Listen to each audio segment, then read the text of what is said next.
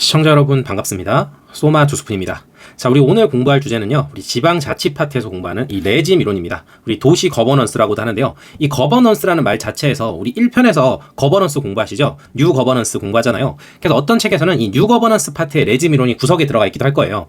그래서 아마 이제 강의에서 강사분들이 이 레짐 이론을 자세하게 안 다룰 텐데, 오늘 제가 레짐 이론 좀 자세하게 설명을 해드릴 겁니다. 그래서 레짐 이론 잘 이해하시고 공부하시면 어렵지 않거든요. 그래서 우리 시험에 또 충분히 나올 수 있으니까 같이 공부하면 좋겠습니다.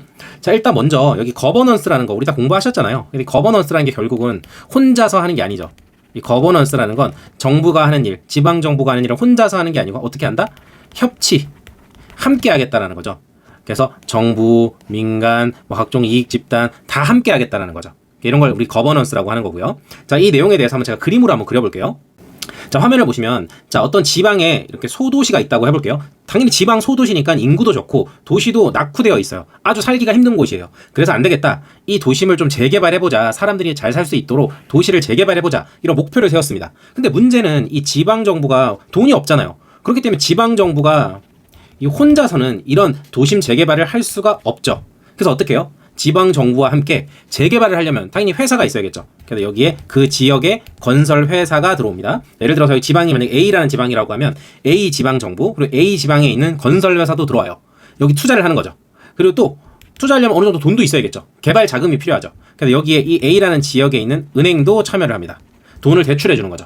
또 이 지역에 사는 시민단체들도 있겠죠. 시민들을 중심으로 하는 시민단체.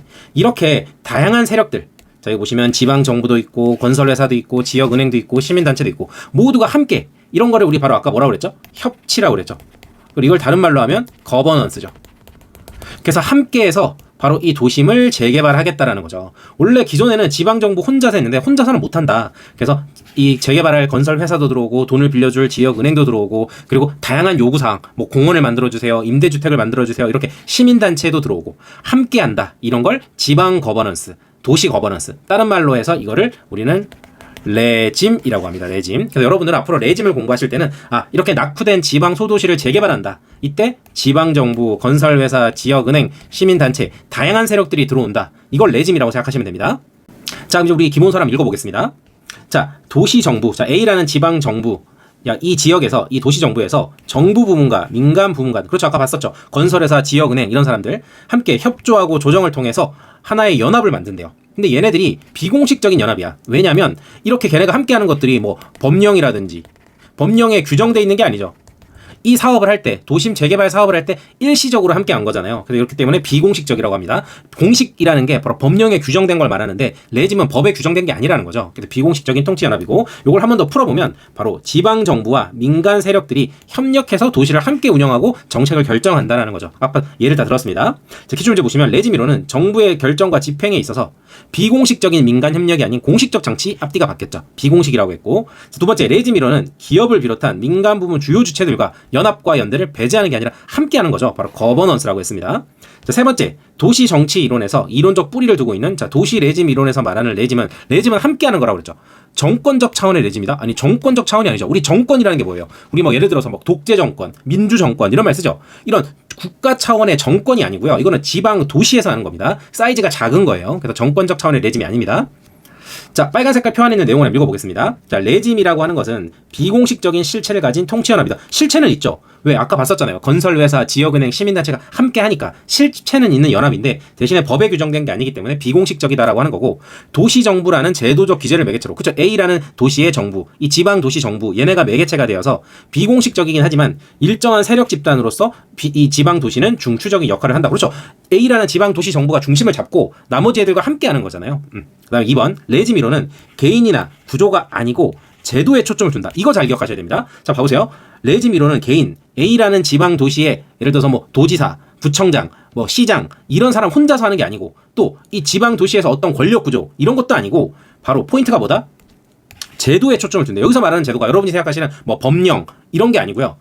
서로 간에 함께하는 협력 있죠. 이 협력을 할 때도 규칙이 있을 거 아니에요. 옛날부터 우리 도시는 이런 식으로 협력을 해왔어요. 이런 식으로 협력해왔어요. 이런 협력에 대한 규칙, 매뉴얼이 있겠죠. 바로 이런 걸 제도라고 봅니다. 그래서 제도를 넓게 보는 거죠. 그래서 신제도주의와도 관련이 있는 거예요. 그래서 다시 한번 레짐 이론은 개인, 바로 시장, 구청장 혼자서 하는 것도 아니다. 그리고 그 지역의 권력 구조가 중심이 되는 것도 아니다. 바로 그 여러 건설회사, 지역은행, 시민단체들이 협력을 하는데 협력을 어떤 식으로 할 것인지 이런 제도에 대해서 초점을 둔다라는 겁니다. 그리고 기업의 중심적 역할을 강조한다. 그렇죠. 기업이 참여하지 않으면 돈이 없잖아요. 바로 건설회사가 참여해주지 않으면 돈이 없단 말이죠. 그래서 기업의 중심적 역할을 강조하면서도 지역 주민들과 같은 행위자들의 영향력도 강조하지 않는다. 당연하죠. 이 지역을 개발하는 건데 지역 주민의 의사가 반영이 돼야겠죠. 이해 잘 되시죠? 자, 그럼 이렇게 레짐 이론이 나온 이유가 뭐냐? 첫 번째, 지방정부가 통치 능력이 한계다. 이게 뭐예요? 현실적으로 돈이 없다라는 거죠. 재정난. 바로 A라는 지방정부가 돈이 없어서 혼자서는 업무 추진이 안 된다. 아까 제가 혼자서 못한다고 그랬죠? 그래서 바로 혼자서는 도심 재개발을 못한다.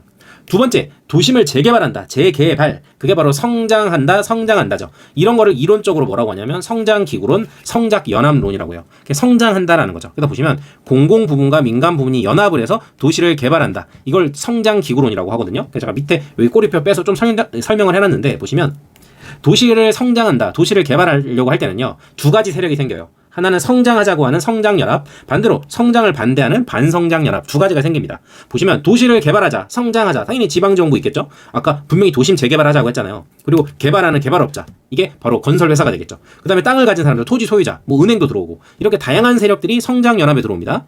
반대로 성장을 반대하는 반성장연합에는 당연히 일부 지역주민, 일부가 들어올 것이고 또 환경단체들도 들어올 수 있겠죠.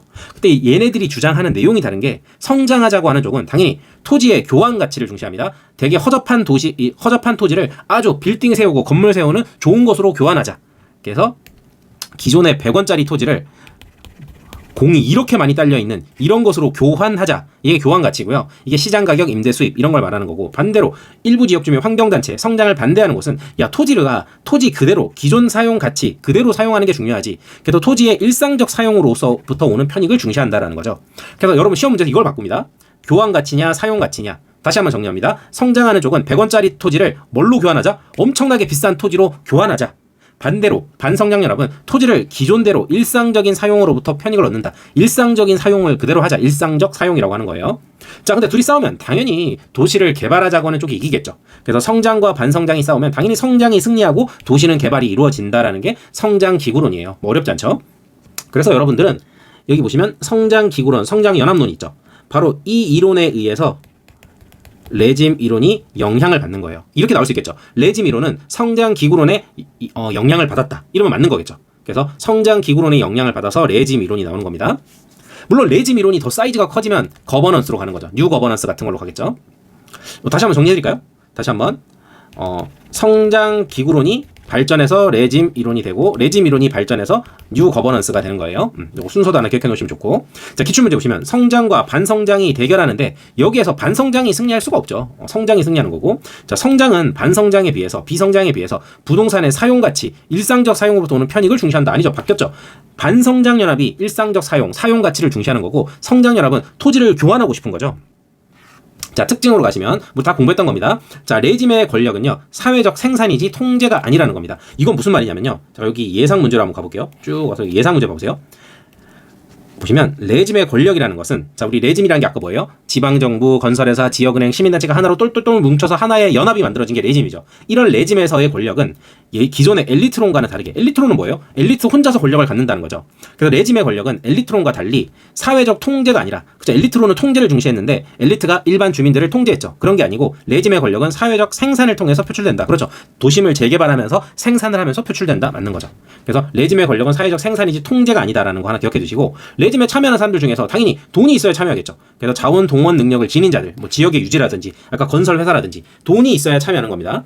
자, 그다음에 레짐을 구성하는 요소들 간의 관계는 당연히 장기적입니다. 그리고 도심 재개발할 때 하루아침에 되는 거 아니죠. 장기적으로 이루어지는 거예요. 그리고 이렇게 한번 레짐이 만들어지면 또 다른 사업을 할 때도 항상 함께 할 수 있겠죠. 그래서 장기적이고 비공식적인 협력적 네트워크다. 단기적이 아니라는 겁니다. 공사 하루아침에 되는 게 아니에요. 그 다음에 도시정부의 성격을 보면 도시정부는 정치적으로는 독립적이에요. 그렇죠. 정치할 때는 독립적이야. 문제는 돈이 없기 때문에 경제적으로는 레짐에 종속되어 있다. 다시 한번, A라는 지역의 도시 정부는 정치적으로는 독립되어 있지만 경제적으로는 돈이 없기 때문에 레짐에 종속되어 있다는 거예요.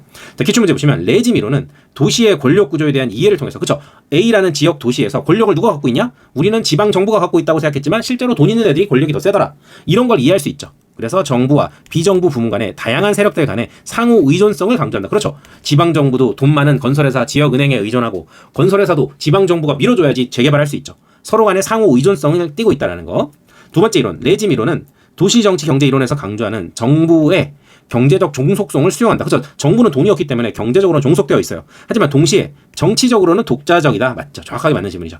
예상 문제. 지방정부는 경제적, 정치적으로도 레짐에 종속되어 있다? 아니죠. 경제적으로 종속된 건 맞지만 정치적으로는 종속된 게 아닙니다. 이런 식으로 문제 나올 수 있어요, 여러분. 잘 정리해 주시고요. 자, 여기까지가 이제 일반적인 이론이라면 이제부터는 레짐의 유형을 구분하는 거거든요. 여기 보시면 스톤이라는 학자가 나눈 유형이 있고, 여기 좀 더 올라가 보면 이제 스토커와 모스버거라는 애들이 있어요. 이 두 가지가 있는데 사실 스토커는 잘 안 나오거든요. 그리고 이제 스톤은 그나마 상대적으로 더 잘 나와요. 레짐이 뭐 엄청 많이 나오는 게 아니기 때문에 제가 엄청 중요하다고 말할 수는 없는데, 아무튼 스톤이 상대적으로 더 중요합니다. 이 스톤은요, 레짐의 생존 능력, 봐보세요. 레짐도 돈벌이가 되는 레짐이 있죠. 아까처럼 도심을 재개발한다. 그럼 건설에서 돈 많이 벌겠죠. 지방정부도 돈 많이 벌겠죠. 이렇게 돈벌이가 되는 레짐은 생존 능력이 셀 거예요. 반대로 이렇게 돈벌이가 안 되는 거 생존 능력이 약하겠죠.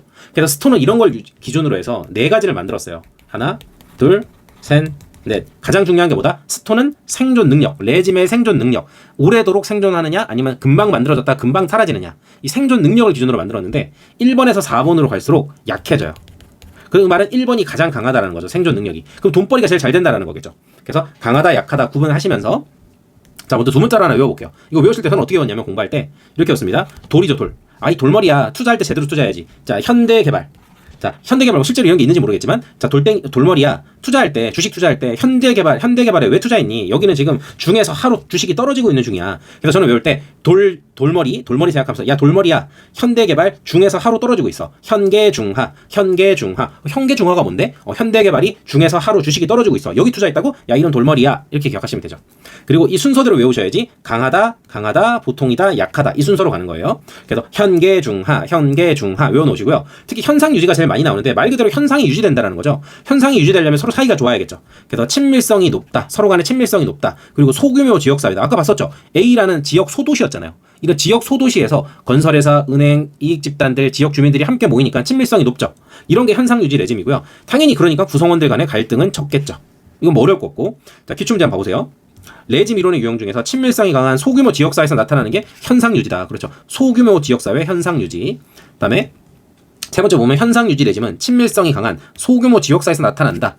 관련 행위 주체 간의 갈등이나 마찰이 적다. 그리고 생존 능력이 강하다. 정확하게 맞죠. 이런 식으로 나온다라는 거죠. 예상 문제도 보시면 현상 유지 레짐은 친밀성이 높은 소규모 지역사회에서 나타난다. 갈등이 적다. 생존 능력은 아주 강하다. 정확하게 맞죠. 그러니까 이런 식으로 계속 반복해서 나온다라는 거기 때문에 이 현상 유지 레짐 잘 기억해 두시고, 그 다음에 개발 레짐. 얘네도 당연히 돈벌이가 되니까 생존 능력 강하겠죠. 자, 이거는 도시를 개발하는 것과 같다. 그래서 성장 기구론 같은 거고요. 그래서 공공시설을 설치한다, 도시를 재개발한다, 이런 것들을 말하고, 당연히 도시를 재개발할 때는 성장하자는 쪽과 반성장하자는 쪽 갈등이 심하겠죠. 그래서 개발할 때는 갈등이 심하다, 이렇게 기억하시면 됩니다. 개발할 때는 갈등이 심하다. 그래서 예상 문제 보시면 개발 레짐은 도시의 쇠락을 방지하고 성장을 위해서 구성이 된다. 그렇죠? 도시 재개발. 구성원 간의 갈등이 심하다. 왜? 개발하자, 개발하지 말자. 그리고 생존 능력은 강하다. 왜? 돈벌이가 되니까. 그래서 맞는 거고. 세 번째. 자, 중산계층 진보 레짐이라고 하면, 우리 진보라고 하면 약간 환경보호 이런 거와 연관이 되겠죠. 그래서 지방 도시 정부와 환경운동가 연합이 함께해서 환경을 보호한다, 사적지를 보호한다, 주거 환경을 개선한다, 이런 것들 하는 겁니다. 그래서 시민들의 참여와 감시, 통제가 강조된다, 이렇게 돼 있죠. 그 다음에 밑에 기출문제 한번 봐보세요. 지방정부가 지역사회와 함께 인근 주민들의 정주 환경을 개선한다. 그렇죠. 삶의 환경을 개선한다. 그리고 재해로부터 안전한 살림입니다. 살림을 복원해 나간다. 이런 게 바로 중산층 진보 레짐이다. 그렇죠. 이런 건 돈벌이는 잘 안 되겠죠. 왜? 환경보호 같은 거, 주거 환경을 개선한다. 이건 돈벌이는 안 될 거예요. 그렇기 때문에 이 생존 능력은 보통이라고 돼 있잖아요. 어쨌든 이런 거 하려면 시민들이 참여하고, 왜? 환경보호 위해서 같이 참여해주고 감시해주고 통제해줘야 된다라는 거죠. 자, 마지막으로 하층 기회 확장 내지. 하층이 뭐예요? 저소득층이죠. 저소득층을 확장해준대요. 보시면 도시정부랑 사회적 약자가 함께해서 저소득층을 보호하고 저소득층의 직업교육을 해준대요. 그럼 당연히 이거는 하층이니까, 저소득층이니까, 사회적 약자니까 당연히 생존 능력은 약해요. 왜? 돈 많은 기업들이 참여를 안 하겠죠. 이거 하면 돈벌이도 안 되는데 뭐하러 참여하겠어요.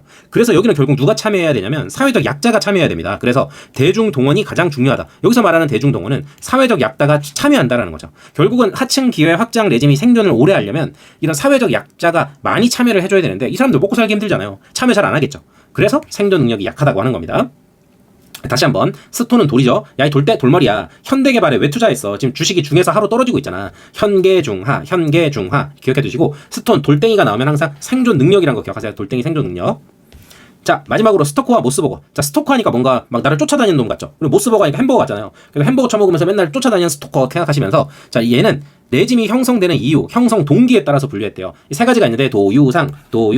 스토커 이름이 뭐예요? 도유상. 이름 이상하죠? 도유상. 스토커의 이름이 도유상입니다. 도유상. 말도 안 되지만 외워보세요. 도유상. 자, 여기서 도구적 레짐이라는 건요.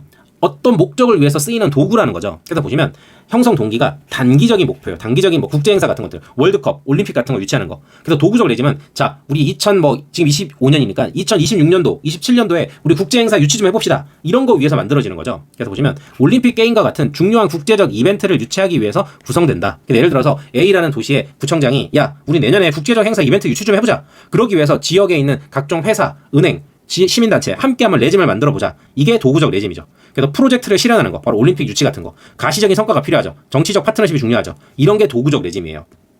그래서 여기 예상 문제 보시면 상징적 레짐이라고 했는데 올림픽 게임, 국제적 이벤트 유치, 단기적 목표 이런 거는 상징적이 아니라 도유상, 올림픽을 유치하는 도구적 레짐이 되는 거고, 그 다음에 유기적 레짐, 유기적이라는 게 서로 간에 사이가 좋다는 거죠. 유기적으로 잘 이어지는 거니까. 그래서 얘네들은 현상 유지한다라고 돼 있는데 이게 아까 위에서 봤을 때 여기 현상 유지 레짐이랑 똑같아요. 유지라는 말이 들어가잖아요. 그래서 유기적 레짐. 자, 보시면 얘네들은 서로 사이가 좋아요. 그렇기 때문에 굳건한 사회적 결속체, 높은 수준의 합의, 그래서 주로 소규모 도시에서 형성이 된다 그랬고, 얘네들은 서로 간에 굳건하게 연결이 돼 있어요. 서로 간에 현상을 유지하고 정치적으로 교섭하고 타협한다. 우리끼리 아주 친밀한 소규모 도시에서 서로 간에 잘 친하기 때문에 외부적 영향에 대해서는 오히려 적대적이래요. 한마디로 우리 동네 일은 우리 동네끼리 할게. 외부에서 개입하지 마. 우리 문제는 우리가 해결할게. 예를 들어서 유기적 레짐이 구성돼 있어요. 옛날부터 여기에 요렇게 생긴 유기적 레짐이 있는데 얘네는 소규모 도시이기 때문에 자기네들끼리 맨날 논단 말이에요. 근데 갑자기 중앙정부에서 이 레짐에 참여하려고 해. 그럼 이런 외부적 간섭에 대해서 오히려 적대적 모습을 보이면서 야, 우리 문제는 우리가 알아서 할게. 간섭 좀 하지 마. 라고 하는 거죠. 기출문제, 예상 문제 보시면 여기 있죠. 유기적 레짐은 지역 내에 자생적인 관계망에 기반한다. 그래서 자기네끼리 논다라는 거죠. 그래서 정책을 형성한다. 그렇기 때문에 외부 개입에 비판적이다. 그렇죠? 중앙에서 개입하려고 하면 니네 오지 마. 우리끼리 알아서 할게. 라고 하는 거죠. 첫 번째, 유기적 레짐은 현상을 유지한다. 맞죠? 그리고 정치적 교섭 중심이다. 바로 서로 간의 대화, 협상, 타협을 한다라는 거 맞죠? 그 다음에 마지막 상징적 레짐. 이 상징이라는 건 여러분 정치는 상징이 되게 중요하죠. 그래서 상징이라는 건 변화를 추구한다, 이미지를 재조정한다. 이게 무슨 말이냐면 기존의 이데올로기나 이미지를 재조정한다.